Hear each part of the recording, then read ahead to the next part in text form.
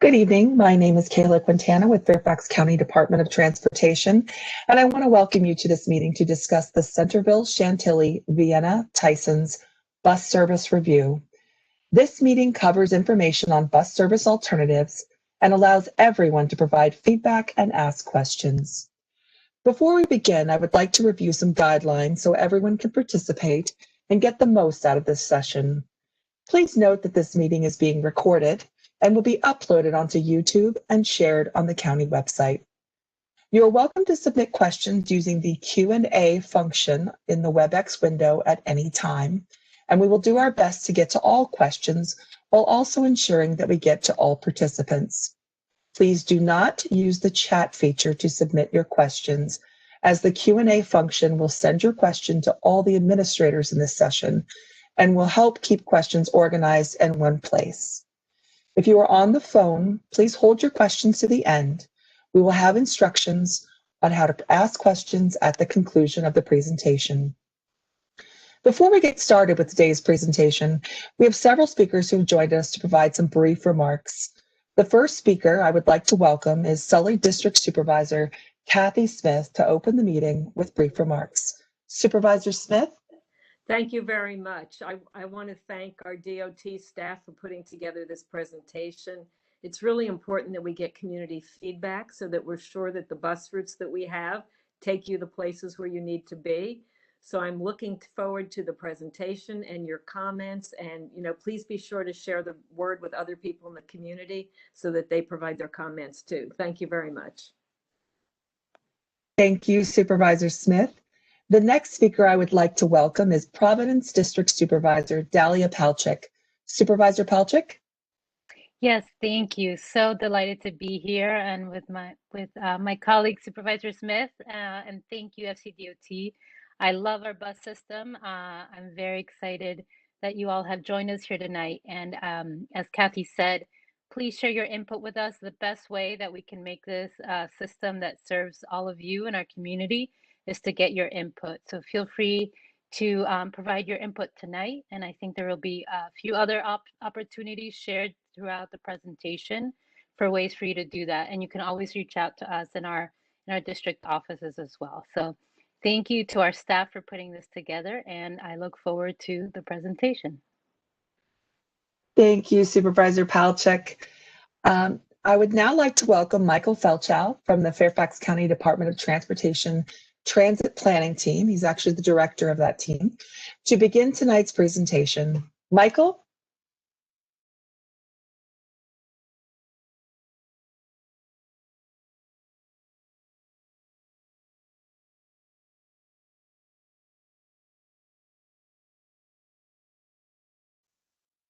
Michael, are you still muted? Darn. Yes, I was still muted. I was saying great things too. I can only imagine. So, Michael, let's take it away. Let's take it from the top. Okay, thank you very much, Kayla, and thank you, everybody. Once again, I want to thank Supervisor Smith and Supervisor Pelchak for their assistance and getting the word out about this meeting. I will go ahead and start moving through this. I want to be respectful of everyone's time. So what are we trying to do? What is the goal? What's the process? And what's the result? The goal is to try to enhance our existing bus system that we presently have out there within the budget and resources that we have. Processes were, as we are starting today, is asking people what do they need. And then we're going to evaluate the transit system and to determine future needs. The result is hopefully a much more effective transit system that meets your needs and can develop new route designs while improving access and mobility. The planning process started a while ago in the spring of 2020, where we started to understand what the issues are that are presently out there. How we did this is we decompiled every single route that is in the study area, broke it down, looked at the ridership, where's the ridership being on and off, how long does it take to get from point A to point B, and took all that quantitative information, and we started to develop several alternatives. We also had some region-wide or county-wide input from the public that we've been doing for the last couple of years. So that also played into the development of these three alternatives or sensitivity alternatives that I'll be presenting in a little bit.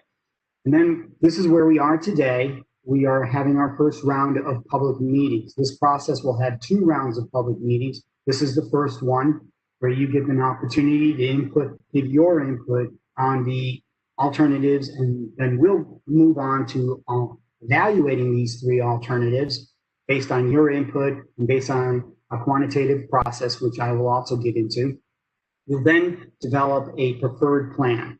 And that preferred plan will most likely be elements of all 3 of these alternatives. That's why it's important to get your input so that we understand what's the most important piece of each one of these alternatives so that we can create a preferred plan.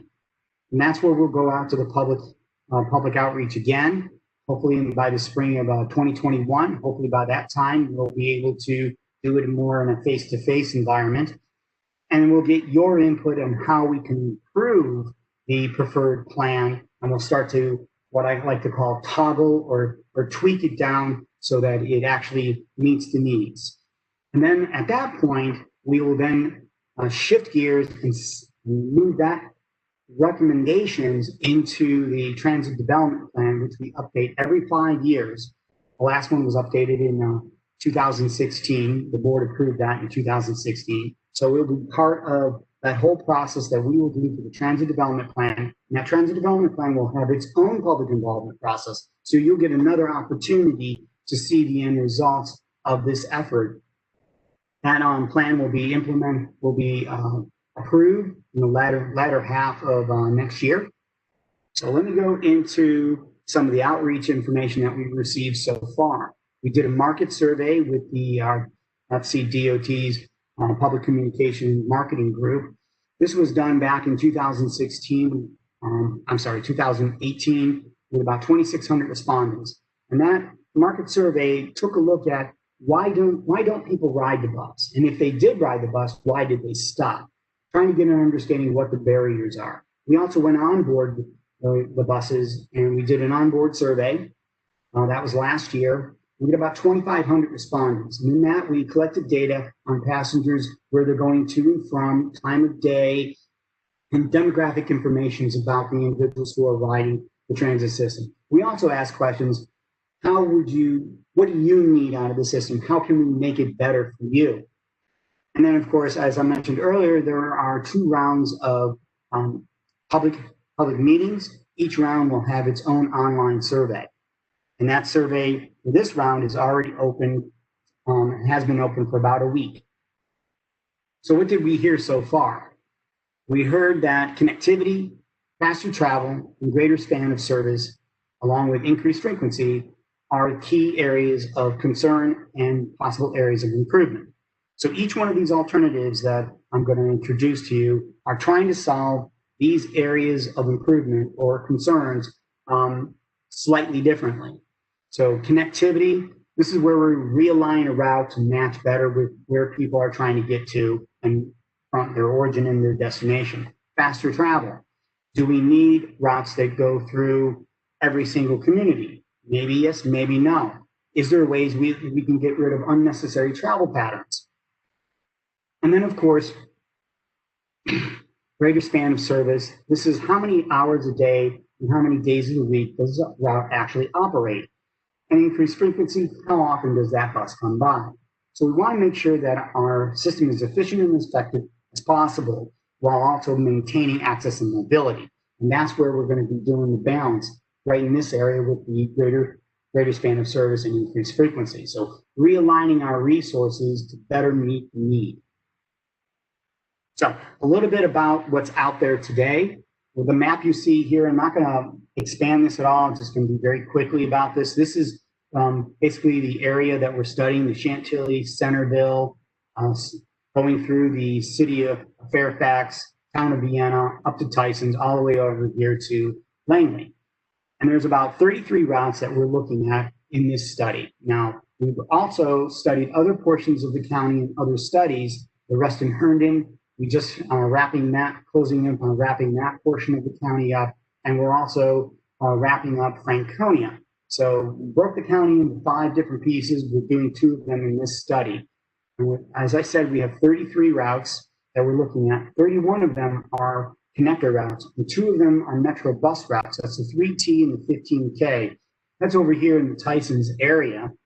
Both of those routes are on the schedule to possibly be discontinued by a Metro bus. There's still some more decision-making that needs to go on with that. And we're looking at the possibility of the county assuming those services, but there's still a lot of work to be done there. No final decision.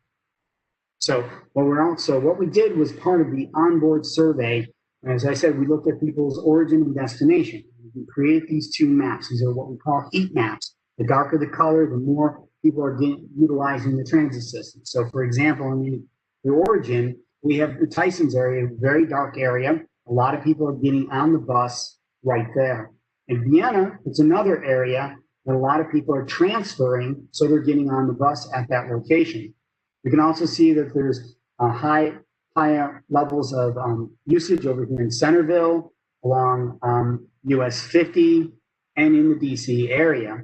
We also have areas up in Reston and down in Franconia. On the destination side, once again, Tysons is very high. Vienna is a transfer point. And then we have both along the I-66 corridor and the US 50 corridor, high levels of destinations, along with the DC area. So as I mentioned, we have 3 alternatives. And each alternative is trying to answer these challenges slightly differently. And so I'm going to quickly go over these before I move into any level of detail. The alternative 1 basically keeps the existing system as we have it today with modifications. And as I mentioned, we have a 2016 transit development plan that has recommendations in it. So what we tried to do is take the recommendations out of that plan, modify them for a budget neutral situation, and insert them into alternative 1. Alternative 2 takes another completely different view of the transit system, starts a completely new piece of paper and draws completely new lines. The idea there was to focus in on where people are actually using the transit system and eliminate some of those areas that either have no usage or very low production usage. So, and then alternative 3 is a hybrid, taking elements of alternative 1 and alternative 2. Alternative 2 concentrates a lot on regional routes, while alternative 1 concentrates more on coverage. So it takes a little bit of the coverage routes from alternative 1 and regional routes from alternative 2 and makes a hybrid system. These are all what we call budget neutral alternatives. And that we didn't assume an ever increasing budget. We try to use what the resources we can forecast today, which will include our existing budget along with possible toll revenue from outside the Beltway, toll funding. So those were our definition for budget neutral. Our next stop after we get your input on these alternatives is to do a blind test where we then start evaluating what we call through our 3-bucket analysis. And I will go through that right now. The 3-bucket analysis has basically 4 categories to it. The first 3 that you see on the screen to the left-hand side are the 3 buckets. The remaining 2 that you see on the right side of the screen are actually factors that go into the 3 buckets. The first bucket is known as the transit propensity. These identify where people live who truly need transit and have been typically using transit. These are low-income households, households with 1 or 0 vehicles, minority households, seniors, and disabled. Then there is average travel time. What we did here is we identified the 10 top origin and destination pairs out of the onboard survey, and we will basically calculate the amount of time it takes to get from the origin to destination for each one of the alternatives for those 10 origin and destination pairs. The last one is the key locations. And basically what we take each one of the alternatives and count up the number of employment centers, schools, colleges, hospitals, parking ride lots, metro rail stations, and recreational centers that are within a quarter mile of each route in each alternative. A span of service and our frequency factor, these are basically weights that are used against the transit propensity and the key locations. And the way we calculate the span of service is it basically a score for each route of each alternative between a 0 and 2.5. For span of service, the more service in an hour in a day and the more days of the week, the higher the score that route gets, and then we take an average of that. Frequency is during peak hour between 0 and 2.5. The higher the frequency is, the better the frequency, the higher the score. And those are used as a factor against, as I said, transpropensity, which once again, that is the population of key population segments within a quarter mile of each route of the alternative and the key locations. That will give us a score for each one of these alternatives. So now I'm going to go into some of the alternatives. As I mentioned earlier, alternative 1 is a modified transit development plan. It's most similar to what we presently have out there today with some adjustments. And as you can see, if you're familiar with our transit system, a lot of the existing routes are already out there. It tries to keep the same coverage while making adjustments in span of service and frequency. So what I'm going to do now is I'm going to drop in a closer map of the alternative 1, and I'm going to hit some highlights. I'm not going to go through every single route for every single alternative. It would be a total of 85 routes. I want to be respectful of everyone's time. So the first thing I want to mention is Route 724. It's been truncated. No longer will go to West Park. And let me caveat everything I'm about to say is none of these alternatives are ready to be implemented. These are sensitivity tests. These are designed to get your input and make modifications from there. You will see that each one of these alternatives have different things for different routes. So as I said, this first route I mentioned is truncated.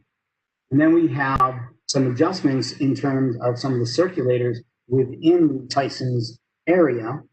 For example, Route 423 and 424, their frequency has actually been adjusted to match some of the demand. By doing these kinds of adjustments, we're able to, we might decrease the frequency in one route, but decrease frequency in a different route. Another thing that we've done in this area is take Route 461 and 466 and merge them into a single route. We left Route 463, which is one of the mainstays through Vienna up to Tysons. We left that route with no changes at all. So I want to move over to, one second, sorry about that. I want to move over to the other end of the county, to Chantilly and Centerville. And I'll start up in the far up corner, which is along the US 50 corridor. We have 3 routes. One operates during off-peak, and the other two operate during a peak, and that's the 651 and the 561 and 562. The 650, which operates in off-peak, would actually operate at 40-minute frequencies. Today it operates at 50, so you can see that we've actually increased the frequency. And then the other 2 routes, 651 and 652, they actually operate about a 35-minute frequency. We're going to move that to a 40-minute frequency, but staggered them so that they, at certain points along the corridor, would actually have an adjustment of their frequency for about a 20-minute frequency. So about every 20 minutes, a bus will come by, depending on which bus it is. They both have their general destination, which is Vienna. You can see that the majority of the routes all still go to Vienna. We also added a new route, and that's Route 610. That would operate along Highway 29 from Stone Road out over to the new multimodal facility at Monument, down to the judicial area, and then on to GMU. There's also a regional route, and that's a Route 660 that runs from Stone Road to Monument to Vienna, all the way up to Tysons, and that route will operate on a 10-minute frequency during peak hour. We've also made some minor adjustments in some of the routes that we have, like Route 644 has gone from 21 minute frequency to 10-minute frequency, 15-minute frequencies during each hour. Now, a lot of the express routes that we have in this alternative have either no changes or minor changes. We have a new route 680, and this is one of the routes that may be paid for with outside the Beltway toll funding. That would be Route 680, and that would run from Monument to East Falls Church. And the destinations of these routes may change as we evaluate things and move forward. Routes 697, 698, and 699 will pretty much remain the same. With 698, there would be an adjustment, and that would be going, right now, it is designed to go from Vienna to the Pentagon. It would be moved out to serve all the way from Stringfellow to Vienna to the Pentagon and move from 20-minute service to a 10-minute service. So that's some highlights of this alternative. So I'm going to go on to the next element of this alternative, and that is the level of service table. So when you go online to take your portion of the online survey, you're going to get to see the maps that I just showed, and then this table, this graphic, which is a level of service. And how it reads is you have on the left-hand side every single route of this alternative with bars. And each one of these bars have two functions. One, to tell you the time of day and the length of the day that it operates, and how often it operates, what is its frequency. So taking, for example, Route 422, it will operate from 6 a.m. to 7 p.m. at 20-minute service. The short lines that you see here are actually showing that those routes are only peak hour service. Route like 630, that is a midday service and operating at 60-minute frequencies. So it generally tells you how you can read this and gather information from it. To sum up what this alternative is giving us, I've summed it up for us, and that is that we end up with 5 routes operating at 15-minute service during the weekday. We have 14 routes operating 20 minutes or better, and that includes the 5 I just mentioned.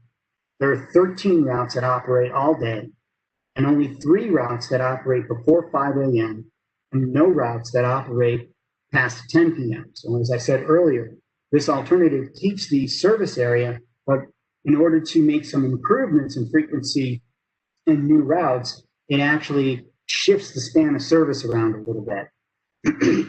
And on the weekends, we end up with 14 routes on Saturday, 10 routes on Sunday, and 5 of those routes operate 30 minutes or better. So alternative 2, as I previously mentioned, this alternative started brand new, clean slate of paper for all new lines. One of the things that we saw when we decompiled the routes is we noticed that a lot of individuals are using the transit system that we presently have, but they're going to the park and ride lots and loading the buses at the park and ride lots to go to Vienna. Most of them are not taking the buses that are meandering through the community, local service. They're actually driving to the nearest park and ride lot and getting on the bus that way. But there's still a demand for those local routes. So what this scenario does is it breaks the link between those two and says, there's a local route, it stays local all day long, but at the park and ride lots, individuals can transfer between those local routes and a more regional route structure so we can still get to Vienna and beyond. And that's when people who are driving can just drive to the park and ride lot and actually just still get to Vienna and beyond. So this is what this alternative does, and it tries to make some more regional connections down to Franconia, up to Tysons, and even over to Reston. So what I'm going to do is I'm going to drop in the map for this alternative. And once again, we'll start in the Tysons area.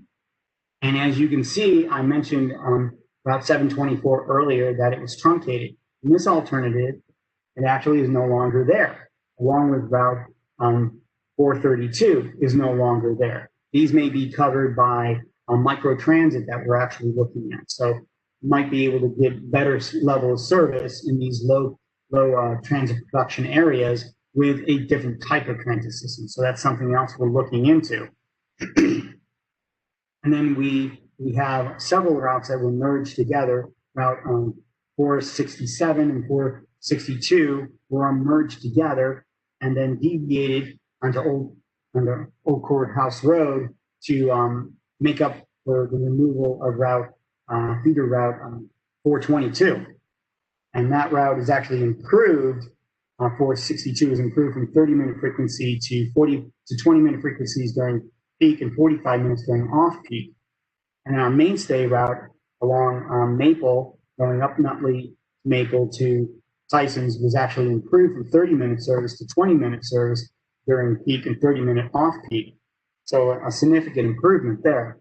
And then we have this green route you can see here, 468, and that goes up Lawyers Lane all the way up to Soapstone and on to Reston. And that route will actually operate at a 45-minute frequency all day, and that's a brand new route. So that's new connections. In addition to that, we also have Route 660 that I mentioned in Alternative 1. For this alternative, it will operate at 10-minute frequencies with a fellow twin route known as Route 662, which would operate 30-minute service from Stone Road to Vienna on a 30-minute frequency. So I'm going to hopefully move my map out to the western portion of the county, and I'm going to talk a little bit about 630 and 631.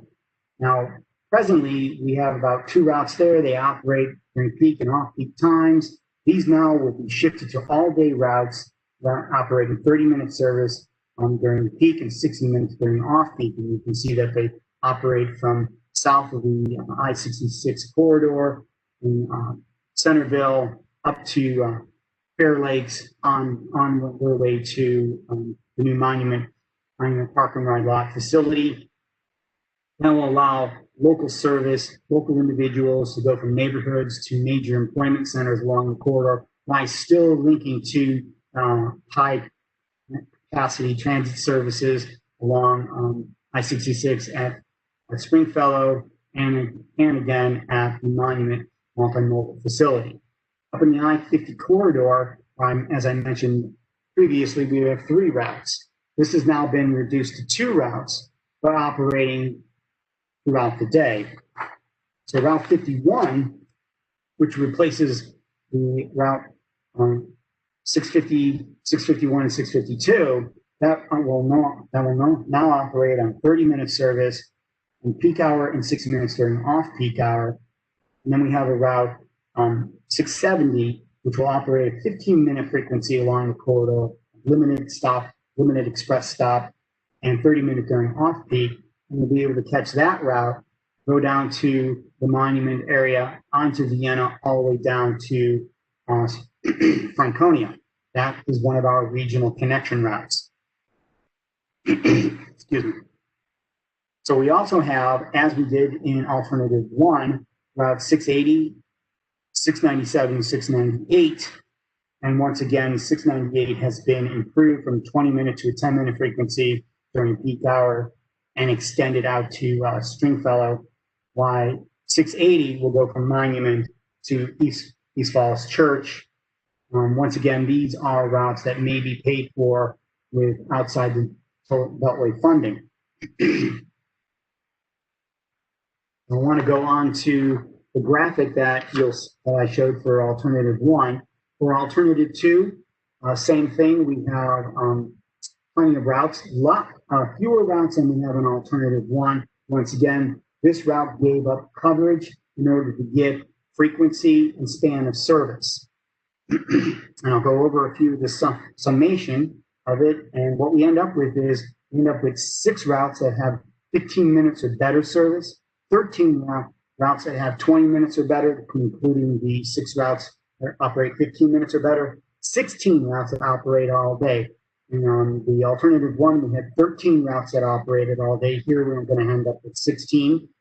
And for early morning service before 5 a.m., we have 12 routes. Remember, I said 3 routes in Alternative 1. Here we now have 12 routes.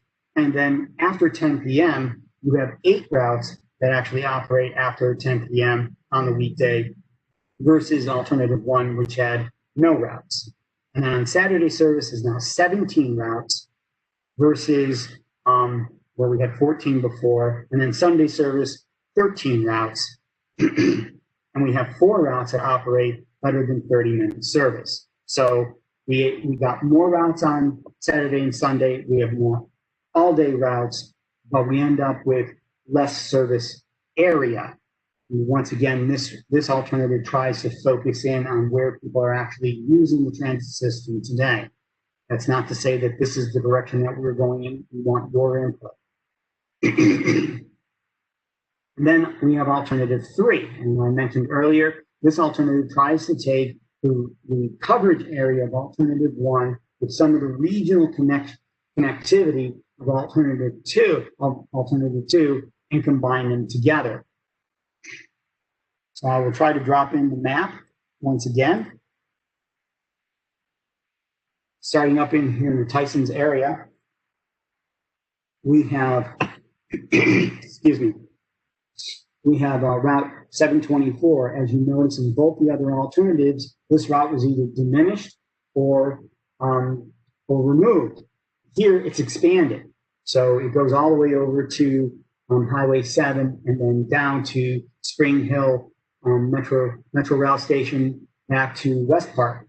And then we have our new route 427, which replaces 424, but this route goes to across the new bridge over to McLean Metro Rail and then up to the Farm Bureau. So there's a little bit more connectivity to that route.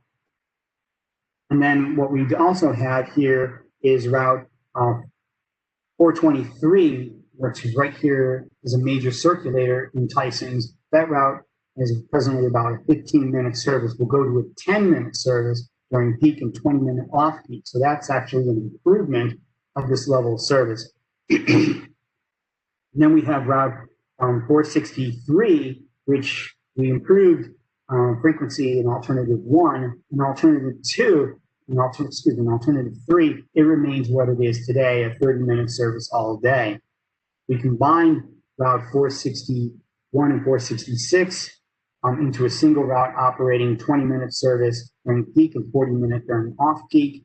We also have Route 660, which is a regional connection all the way from Stone Road through the Monument to Vienna up to Tysons, and that would operate on a 10-minute frequency with no accompanying route during peak hour as we have in alternative 1.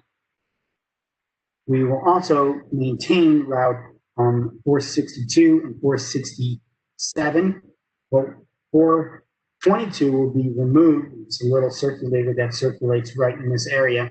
That would be removed because we would deviate on these other 2 routes, 462 and 467, to cover the peak and off-peak times. Moving out west, once again, we have the brand new route that we had in alternative 1, Route 610, that would operate 30-minute service during peak, 60-minute during off-peak, operating from Stone Road all the way through Monument, along 29, through the Judicial Center, and down to GMU. Then we have some improvements in some of the West Docks, Fair Lakes area routes. These are the 621 and 622. Those actually moved to a 25-minute service from 30-minute service. And then in the US 50 corridor, you can see that we made some adjustments there also. Route 650, which is the off-peak route along that corridor, moves to a 40-minute service from 50. Route 651 and 652, as I said previously in alternative 1, operates roughly around 35 minutes. This will go to a 30-minute service during peak hour, no off-peak times. If we staggered them at certain corridors, along certain portions of the corridor, we would end up with 15-minute service. We also included Route 670, but it's a different deviation than what we have in alternative 2. This goes down 28, goes out to Monument, and then over to Vienna, and then all the way down to Franconia, and that would operate a 20-minute service, where we had prior to that an alternative one operating at a 15-minute frequency. So once again, we also maintain 680, the new route that would be paid for with outside the tollway funding. We extended Route 698 out to Stringfellow, as in the other alternatives, and maintain service on 697 and 699.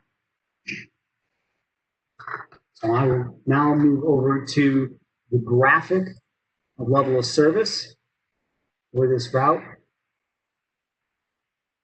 Wrong way. Okay, hybrid. For the hybrid system, once again, there, as you can see, there's a lot of peak hour service here.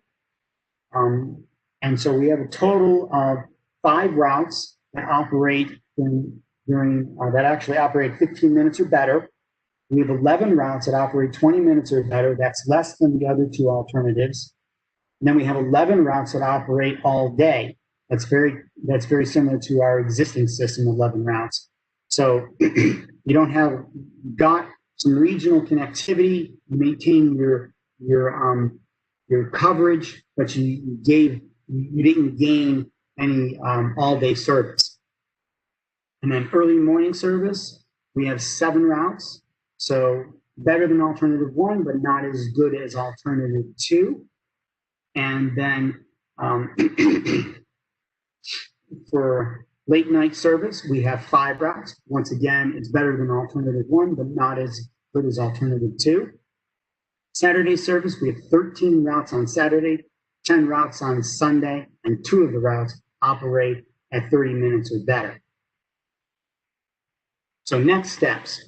Well, obviously, the next step is to get your input as we start to move through the planning process. So that's where we are today, conducting the public meetings. We'll then take your input along with the evaluation matrix that I talked about earlier to develop a preferred plan. And as we did with the Reston Herndon and Franconia service plans, we took pieces from all 3 alternatives and developed a preferred plan. And that's where your input comes in. What is the most important piece of each one of those alternatives? And then we'll bring that preferred plan back out to the public, get additional input, make modifications based on additional input. And then, as I mentioned earlier, this will become part of the transit development plan, which has its own public involvement process. The Board of Supervisors will get the opportunity to review that plan and approve it the latter half of next year. Then once that is approved, if that is approved and the preferred plan is included, will become implementation. Unless additional resources are found earlier or changes become apparent or necessary earlier, most of these services will then go through a service implementation process, as we do with most of our service changes. We will have its own public involvement process, and then each one of those improvements will be done, will go to the board for final approval. So there's 2 levels of approval, one through the transit development plan and then individual service route adjustments. And there will be at least 2 more opportunities to 3 more opportunities to give input as we move through this planning process. And with that, I will then talk about how you can give us this input. I mentioned several times there is an online survey. That online survey will be open until December 9th. It began, I believe, last week it was open, and I looked today and we had about approximately 100 individuals that actually have already taken the survey.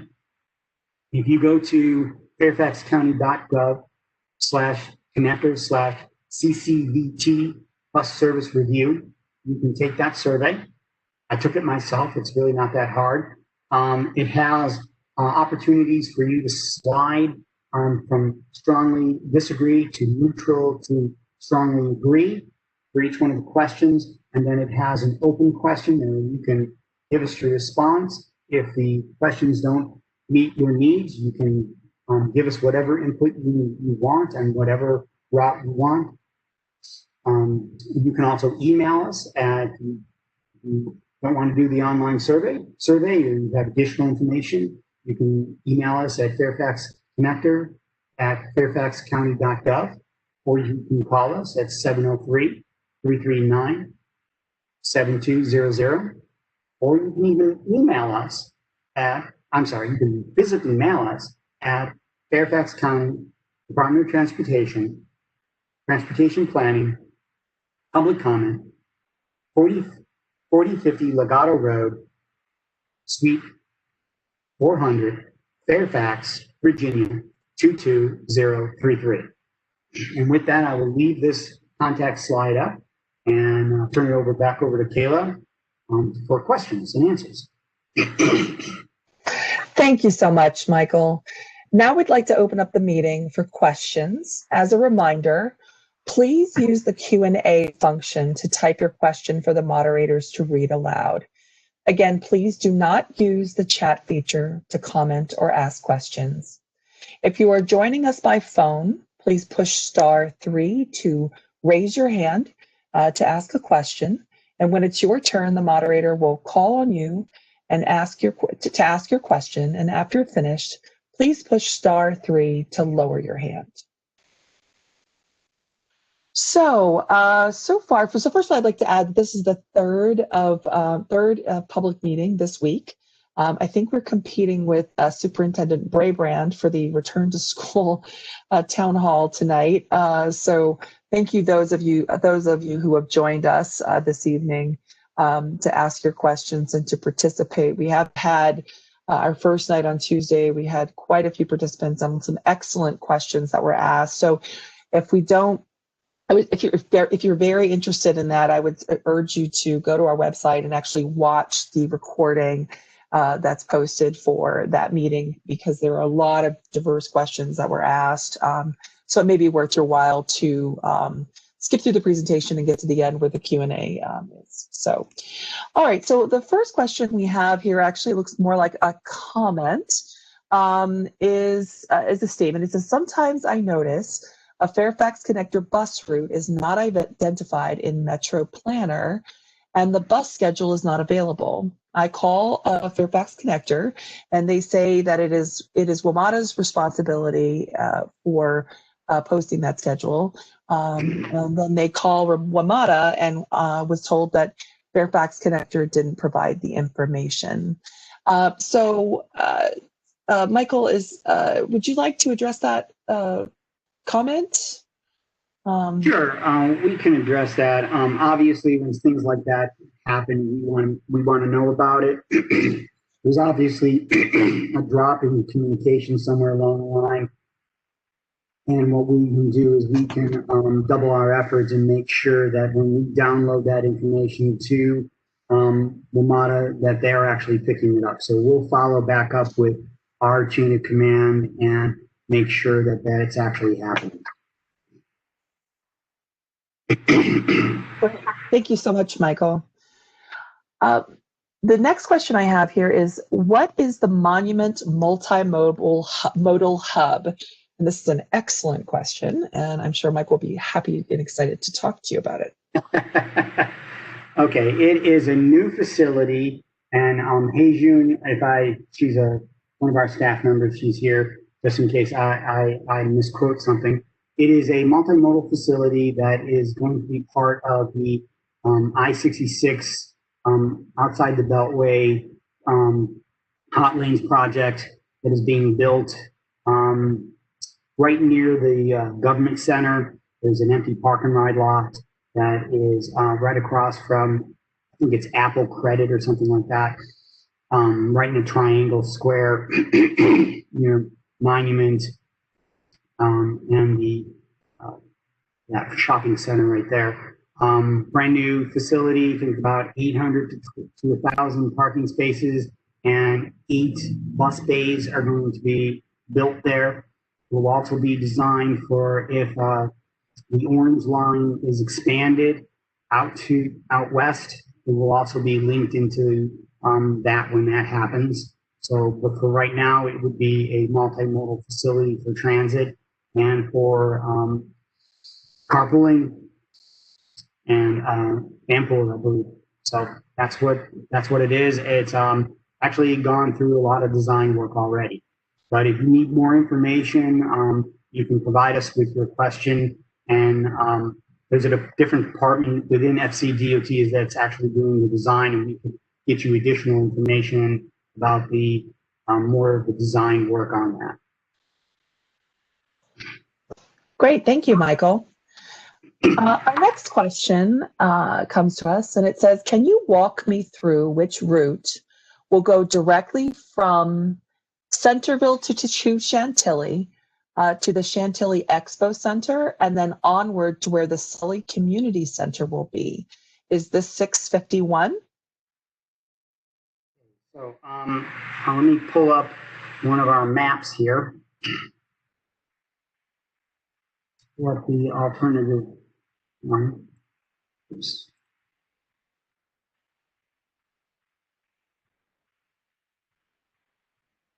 Can you read that question again, Taylor? Absolutely, Michael. Absolutely.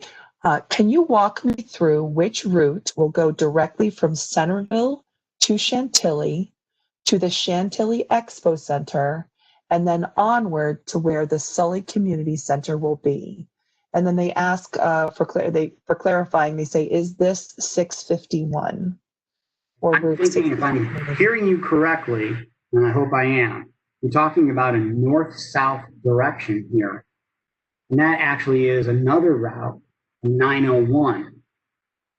And 901 will connect all the way from Centerville, all the way up through the Conference Center Drive, all the way to US 50, and that actually goes all the way up to Herndon. That was part of the Reston Herndon bus plan.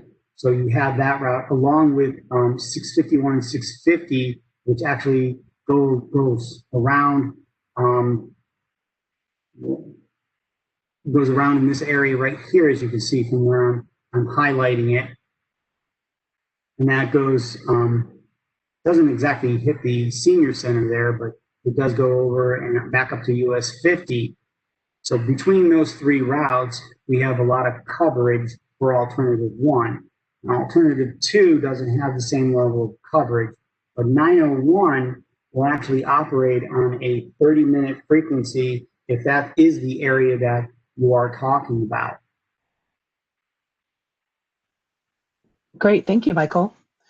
Our next question is, will Fairfax Connector be normal after COVID-19 once the Board of Supervisors decide and add more buses to form, I'm just reading it literally, for more access of routes to their destination?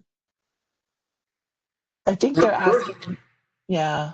First off, we're one of the only few transit agencies in the region that have gone back to 100% of operations. So all the routes that we had and all the levels of service that we had pre-COVID are actually out there today. That started in, I believe it was late August. We returned to full operations of service. Now, plans like this are actually trying to identify where we can reallocate our resources and hopefully maneuver our resources to places where people want to go, so we can get more service into those patterns where people actually live and work and play. In addition to that, we're always looking for new resources through Northern Virginia Transportation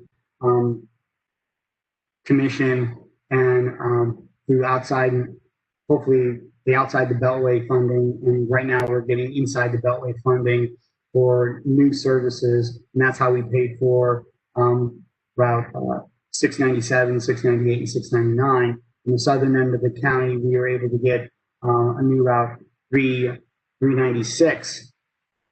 Obviously, that doesn't do anything for local routes because most of these are express routes.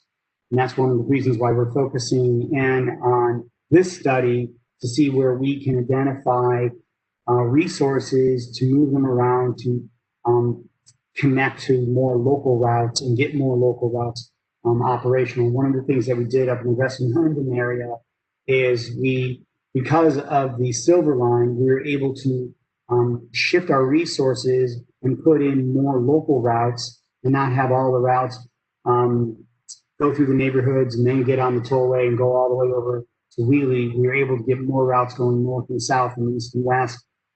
We actually moved some of the better routes, or the routes with higher demand, to 15-minute frequencies. We did the same down in Franconia, where we were able to move several routes from 20-minute and 30-minute services to 15-minute services, created new limited express route along Gallows. That's we're calling right now, it's called Route 400X. It's not implemented yet. Once we get the funding for that, but it would connect from Franconia all the way up to Tysons. Those are the kinds of things that we're looking for opportunities to, so that we can identify the needs, improve the transit system to meet the needs, and if necessary, remove routes that are not really utilized that much, and maybe don't really go where people need them to go. Thank you, Michael. Our next question is, what about Route 585? Will it change the route to Reston to Chantilly area called Metro Tech Drive near the shopping center?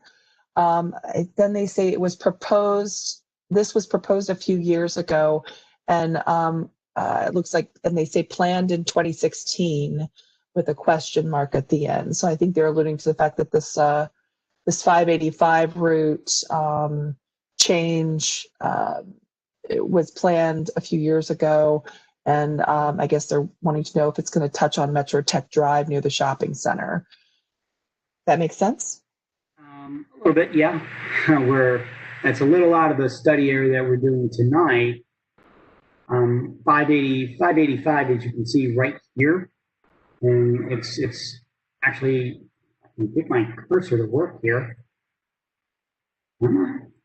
Oh, it just doesn't want to work today. Okay, come on. I apologize. I don't know what's going on here. Here, I'll just do that. Okay, 585, right here. That's the existing system as we have it today.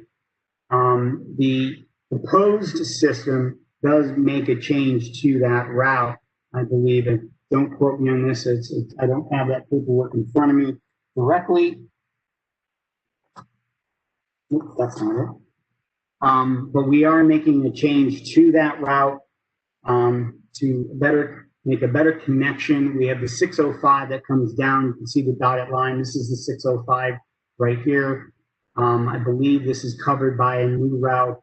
I think it's Route 924 actually comes down, goes into Franklin Farms, and then loops back around and goes back up and hits West Docks, and then up Monroe, where then it goes to the Herndon Metro Rail Station, and then on all the way up through Herndon, through to past the Herndon High School, all the way up to Highway 7 on its way to Loudoun County Community College. So with that, we'll be able to link to this portion, where I'm circling right now, all the way up to Herndon and then back again, now be an all-day route. So, and if there is an area that is missing in this area, we're looking at microtransit to cover those kinds of gaps, if we do have any of those gaps. If I remember correctly, along this portion of the route, there was not a lot of ridership, but we did have a good level of ridership on the western portion of the route. So that's why we maintain that coverage with the Route 924. Hopefully that answers that question. Michael, could you just elaborate really quickly for our listeners and participants just on microtransit, so that you could elaborate just a little bit more? Microtransit is it's actually an old thing that's been brought up new with the new technology of today. Basically, it's an on-demand transit system, and you can do it one of two ways. You can use your cell phone and call for a ride, and a bus comes out, a smaller bus comes out and picks you up and brings you to where to a major transit center to get you into this transit system. The other way would be to use a TNC, like an Uber or a Swift, where you can share a ride with somebody else. And other communities are using this. We're exploring the idea. We haven't really gone very far into it. And you can use those kinds of technologies that those TNCs are using to cover areas of your community that might have challenges for your normal transit systems. It's sometimes difficult. If you just look at the lines on this map right here, it's very hard for a transit bus to get into some of these neighborhoods and to walk from some of these neighborhoods to the major street sometimes is longer than a mile because the way the roads meander. The microtransit allows for a smaller vehicle to get into those neighborhoods, and we don't need to run through those neighborhoods once an hour or 4 times an hour. It's only as needed. So it's more of an on-demand service. This is used in a lot of smaller communities, but what's new about it is the technology. In the old days, back in the 70s and 80s, you had to call 24 hours in advance. With new technologies that we have today with the cell phone, you can get more of a real, true, on-demand service. You put your reservation in the system, and 30 minutes later, an hour later, whatever it is, you can get a ride a lot quicker. Excellent. And I just want one more elaboration, if I may. You use the term TNC, and can you tell our participants what you mean by TNC, who might not be familiar? Well, that's basically why I define it's more like an Uber or a Swift. It's a transportation company. Got it. Thank you so much. Our next question is, will Fairfax Connector buses take advantage of the bus improvements that will be coming to Route 7 between Tysons and Alexandria? Well, we don't serve that area right now. Right now, that's mainly the model serves that area south of Tysons all the way down to Alexandria. It's usually covered by the Route 28. Right now, we do not. So we will not be taking advantage of that because we do not cover that portion of the county at this time. Okay. Our next question is, how is this impact on Chantilly, or how does this impact on Chantilly, and what about Route 605 and 615 that people are confused because of the change? And then they also followed up with and 652. So I believe they're wondering how the proposal is going to impact Chantilly, and more specifically Route 605 and 615, as well as 652, and it seems like they're expressing there may be some confusion because of this change. Okay, well, let me see if I can help everyone out with that one. Right now, we have Route 605 that comes on down West Ox Road, goes through the hospital, goes on to US 50, and then Stringfellow, where it then follows the Fair Lakes over to the mall and on down to the government center. That is a very, very long route. And what we found by looking at our onboard survey data and where people are getting on and off is that a lot of people who are trying to get from Reston down south or from south, the government center up to Reston, don't really want to take this loop around Stringfellow and all the way around. So what we did was we cut the route. And so now you have one route that's more direct, goes along West Ox right to the mall. And then you have another route that starts at the hospital, goes down US 50 over to Stringfellow, and then down Fair Lakes over to the mall. That way, anyone who lives in this portion of the community and just needs to get to Fair Lakes or the mall or up to the hospital can do that. If anyone wants to get from the Stringfellow area up to Reston, they just have to transfer at the hospital and take the 605 all the way up. or they can go south, go to the mall, and then transfer to the 605 and go up to Reston that way. So this was a very, very long route. It was not effective. There wasn't a lot of people that were taking the whole route the whole way. So that's why we cut it at those 2 points, because that's where we are seeing what we call the boardings and the linings. That's where people are getting on and off. We didn't see a lot of people taking the route through the whole loop and all the way back up, or coming all the way down West Ox and taking the loop through Stringfellow. We didn't see that kind of movement, so that's why we cut the route. Now, Route 652, they mentioned that earlier, in Alternative 1, which is the alternative I have on the board, that maintains its present route structure, so that does not change.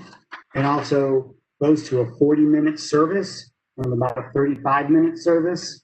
So right along from Stringfellow down to the interchange with I-66, you have both Route 651 and 652 that will operate in that corridor, which would give you 20-minute frequencies along that area, combined effective frequencies. And that's because we could stagger those. So right in this area, you would have, in fact, 3 routes operating. You have Route 615, 651, and 652 that operate within that short distance. But Route 651 and 652 would operate along most of the corridor, except the deviation up to Franklin Farms that 652 actually operates through. And remember, 651 and 652 are only peak hour services. The rest of the route is covered by 650, which is an off-peak route that right now operates at a 50-minute frequency going up and down US 50. So hopefully that helps. Thank you, Michael. Our next question is, what about a bus stop near the Catherine Hanley Family Shelter? It didn't have a bus service, and it needs to provide buses to the people and community of Route 29 to part of Springfield and the Fairfax district. I read the proposal for adding the new route of study in the area. I believe they're talking about Highway 29 right here. We're looking. Yeah, yeah. Highway 29? Yes, Route 29. They say, yeah, it's Highway 29. Yes, of course. Yeah. 29. That is actually an alternative 1 and 3. That's covered by a new route, 610. And 610 would operate on a 30-minute service during peak and 60 minutes during off-peak. Alternative 2 does not have that route. And once again, it's that sensitivity test between the different alternatives. So this route we're hoping to design it in such a way, and this of course is only a draft design, to actually hit the human service agencies that are along the corridor. There's a brand new, possibly a brand new senior community living right here south of this parking lot that's being built on, that's actually on Stringfellow. It's on Autumn Willow, right in this area. We want to make sure to hit these key locations with this route, if this route moves forward as part of the preferred plan. All right. Alrighty. Let's see here. I've got a couple more. What Route 610, can it be Monday to Friday and add a weekend schedule? What about routes? I'm just going to fill in a couple words. What about Route 610? Can it be Monday to Friday and add weekends to the schedule? I can't see why not. We will take that under advisement and we will begin looking at it. I believe that route, right now we're not plotting out weekend service as a part of our alternative, but that's not to say we can't look at that. And those are the kinds of questions and the comments we're actually looking for. So that's one of the comments that we will take under advisement and see what we can do about improving the level of service on that route. All righty, you guys have some excellent questions this evening. Will accompanying bus stop improvements like bus shelters be coming with any of these proposals? I know in some places in Centerville, there are bus stops located in the grass along Braddock Road outside the elms. So Michael, would you like to take that? What we typically have been doing with these studies is after we took a look at each route, come up with a preferred plan, we then do what we're calling bus stop optimization, making sure that our bus stops are spaced correctly, taking a look at where the people are boarding and aligning, getting off and on the buses, and saying, okay, well, this bus stop has a lot of people that get off and on. Does it have the correct amenities? No? Well, let's get a shelter there. Let's put that in line to get some improvements, get the concrete pad in there, and get the shelter. So it's part of a longer process. Since we don't have the resources to go out and put shelters at every single bus stop, we have to be a little choosy about which stops we actually do use, but we do look at the usage of each bus stop as part of the final selection process of these transit plans.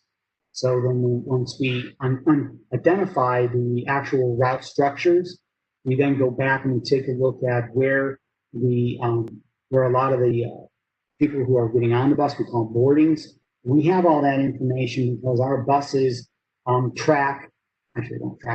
count the number of people getting on and off the bus at every bus stop. And it's a global positioning GPS. So we know where the bus is on planet Earth and how many people are getting on and off at each bus stop. So we go back and we take a look at that data and we say, oh, this bus stop has 50 people. Well, we should put a shelter there. This bus stop only has one person, but let's take a look at that. Well, it might be in the mud. Let's get the people out of the mud. Let's get a bus stop pad there or a better sign or a sidewalk. So those are the kinds of things we look at once we have the route alignments designed. Thank you. So I'm checking my list of questions. Come on, we're looking for some more questions from anybody who's on the presentation. Looks like we've answered everything that's been asked so far. So I'm just going to give people a couple of minutes to type in any additional questions that they might have. And I'm going to refresh my Q&A to make sure I've gotten everything. Once again, individuals, if people want to, they can pass this information on to family and friends and go online, take the survey, answer the question in the open box. That allows us to get the information rather rapidly.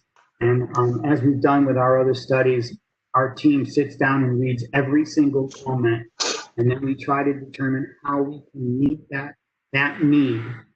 As I've been telling other people in other public meetings, early on in the rest of Herndon, we had some senior citizens come up to us and say, we're at the Harbor House up in Herndon. We want to get to Eldon Street over there in the shopping centers. Right now, we can't get there with the bus. Can you help us? And that was one of the earliest comments. So we redesigned a route, Route Ribs 5, that actually makes that movement for them all day long. So I think it's 7 days a week. So we do hear you, and we do try our best within the resources that we have to meet the needs, because I look at it as this is your transit system. You're the ones that need it. You're the ones that are using it. So we need to make it useful to the individuals who are actually using it and individuals who want to use it. So my plea for questions was responded to. I've got a couple more questions that just popped up. Any more plans to serve the Dulles corridor area? I see the 901, but there are still some areas left out, like an express along 28, I assume Route 28, or a bus down to Manassas. That's a Good question. This is a relatively short-term plan. I know in the long-term county plans, there are plans for more service along 28 and adjacent roadways. At this time, because this is a short-term plan, we're not looking at that, but we'll take this comment and add it to our comments for the transit development plan, which is a 10-year plan. And so we're going to take that comment, put it part of that planning process, and then take a harder look at that corridor. Great. And typically, if I could just say this. Sorry, Sure. Typically, if we were in a physical public meeting, I would have an easel with a flip chart over here, and there would be somebody writing all this stuff down. Unfortunately, we don't. Unfortunately, in today's world, we have to do it virtually, but we do have staff on the team, and they are working on, they're taking these notes down and these comments. And of course, you've written the comment down, we can download that, and we will maintain a list, and we will maintain that information. So it has not been lost. Okay, I have another question. I'm going to try to interpret it and clarify, and I would ask the questioner, if I don't interpret this for him correctly, please add additional information to your question, so make sure I get this right. Is there a survey? It says, is a survey, but I think it means, is there a survey of individuals' bus route to fill out? So I'm wondering if they're asking, and again, please, for the questioner, if you want to clarify a little bit more, if they're asking if someone could actually, in the survey, if they could add information to their individual bus route. I don't know, Michael, how would you like to respond to that? What I think they're asking is, in the beginning of the survey, it asks you, which route do you use? And you can check on that. Now, because of the way we designed it, and we designed it because we got feedback from the other planning processes that we've been developing, that people wanted more flexibility to put information in. So we have comment boxes, so you can put on anything you want in that comment box. If you want to go line by line through each one of the routes that you're concerned about and tell us what you want, you can do that. And we will read every one of those comments. So you don't have to go through, there's about 85 routes here. So the survey is designed to sum it up, to have more of a summation kind of thing. Like, does this alternative meet your frequency needs or meet your span of service needs? Yes or no? But then there is an open box that you can go in and you can type in additional information, or if you want to talk about Route 650 or Route 644, you can do exactly that. You can tell us exactly what you want and what you don't want. Great. We have another question. Any ideas for a semi-regional, higher capacity transit network for Tysons? A system that works like Metro, going to major destinations outside Tysons, but using buses. Okay, so I think if I understand the question correctly, and that's one of the things that we did with Route 660, it's a high capacity transit route that links the I-66 corridor with Tysons. We also have the Route 670. These are in all three alternatives. Actually, 670 is only in two of the alternatives, alternative 2 and alternative 3. And that links Chantilly, Centerville down to Franconia. But we also, as part of the Franconia study, we took a look at Route 494, and we made that a high capacity, high frequency service from Franconia to Tysons. So what you're asking is, can we get high levels of service? And both of those routes that I've mentioned, all three of those routes that I've mentioned, either operate on a 10 or 15 minute frequency during peak hour. So that's what we're attempting to do, is make those cross-county linkages where right now people would have to get on the blue line, go up to the blue, get over to the yellow, the orange, or get over to the silver, come over to Tysons, a lot sort of out of your way kind of loop. and then maybe get on another bus from there. So this way you have a more direct link using the hot lanes that are being built by VDOT all over the county, so we can utilize hot lanes along 495, the hot lanes that are being implemented along I-66, hot lanes along 395 and 95. So all these routes that I've mentioned, try to utilize these hot lanes with high capacity, 10, 15-minute frequencies to link to Tysons, Centerville, Franconia. And from those points, you can link to other routes. So you can link to, in fact, you can go from Fort Belvoir all the way in the south, all the way to Tysons in 2 buses, instead of taking 2 buses and 2 trains. So we cut them, we're hoping to cut down the travel time if these routes are implemented. And the way we're looking at it is, we believe if everything works out the way we want, we're hoping to, is we can implement these things without additional revenue or additional costs to the community. We're just realigning our resources to make those things happen. Great, thank you, Michael.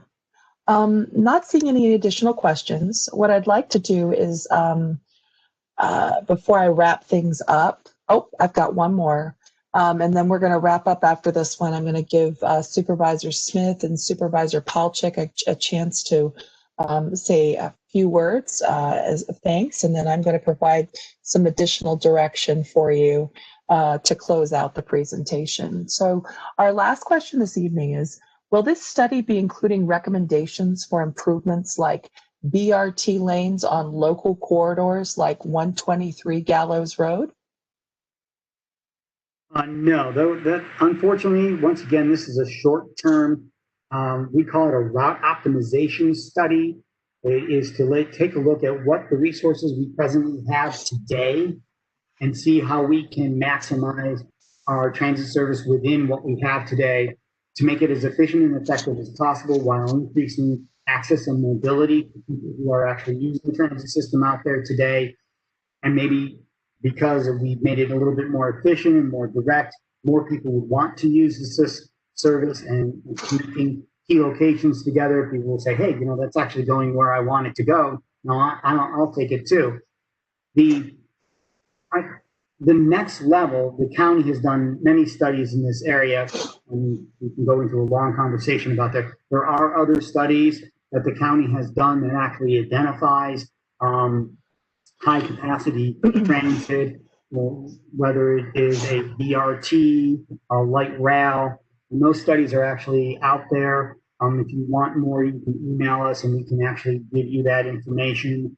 I don't know if they're on the internet and on our website anymore, but we can identify that for you and get that information to you. This is once again a short-term efficiency study that will allow us to hopefully realign our assets and our resources to meet the needs of our people. And then, as I said earlier, this plan will then go into the transit development plan, which is a 10-year study. And that will start to look at some of those elements that you're looking at, that you're talking about, where we start to look at more of express bus services, more limited stop services. We could start looking at those in possibly the transit development study, which actually the first public meeting is in January. Great, thank you, Michael. Supervisor Smith, would you like to offer any last comments about the presentation this evening, or for our participants on this WebEx? I will do that. I want to thank everybody for their questions and detailed questions. I really want to thank Michael. He did a great job answering stuff. He really knows his work, doesn't he? And it's so important to know how people use these routes. And anybody that lives in Sully, we send out an e-newsletter from my office, and we provide information about things that are happening in the county. So if you live in Sully and you go to the Fairfax County website, you can get that newsletter. But thank you, everybody, for participating in this. And I look forward to this process and getting to a good place with routes that really make a difference for people. Thank you so much. Thank you, Supervisor Smith. Supervisor Palchik, would you like to say a few words as well before we wrap up? Sorry, sure. Oh, I'd be happy to. I also want to thank you and Michael for the excellent presentation. I know this is just the beginning of a long process for community input. And like was shared, I really appreciated the questions, both about the specific routes as well as our long-term vision. I also agree that we need to continue to look at how to implement a comprehensive service with express routes and more connectivity within our community. So this is an exciting, I think, next step in that process. And as well, please feel free to share this with your friends, your neighbors, your community members. So the more input we get, the better outcome we will have. And just like Supervisor Smith, we send out an electronic newsletter. You can find it by going to the Providence site in Fairfax County, or you can email me at providence@fairfaxcounty.gov. Thank you all. Stay safe, stay warm out there, and looking forward to your continued input in this project. Thank you so much, Supervisor Palchik, and thank you to you, Kathy, Supervisor Smith, for joining us this evening. I know your schedules are quite full these days. So we have now come to the end of our meeting. A recording of this meeting will be available on Centerville's Chantilly, Vienna, Tysons bus service review webpage at fairfaxconnector.com in the next day or so. Any questions that we did not get to tonight will be responded to directly to the participant or posted on the study webpage for everyone to get the benefit of that answer. If you did not get a chance to provide feedback or would prefer to submit feedback online, again, please visit the Centerville, Chantilly, Vienna, Tysons bus service review webpage and fill out the survey. You can email your comments to Fairfax Connector at fairfaxcounty.gov. You can also call us at 703-339-7200, and the TTY number is 703-339-1608. Or you can mail your comments to the Fairfax County Department of Transportation to the mailing address on the screen. Again, our comments from you and the community will be accepted through Wednesday, December 9th, 2020. I'm sorry, I was combining those. So again, Wednesday, December 9th, 2020, you can fill out that survey and turn it in. And I would like to echo Supervisor Palchik and Supervisor Smith's request of the community. You are, an important part of this process. And if you can share the links that we provided, share the survey with your friends and family, please make sure we get as much input and detailed input as possible so we can create the system for you that works for you. Again, thank you all for your participation this evening. Excellent questions, and they're so much appreciated. We hope you stay safe and healthy and well, and we wish you all the best. Again, thank you for joining us this evening. Have a good night.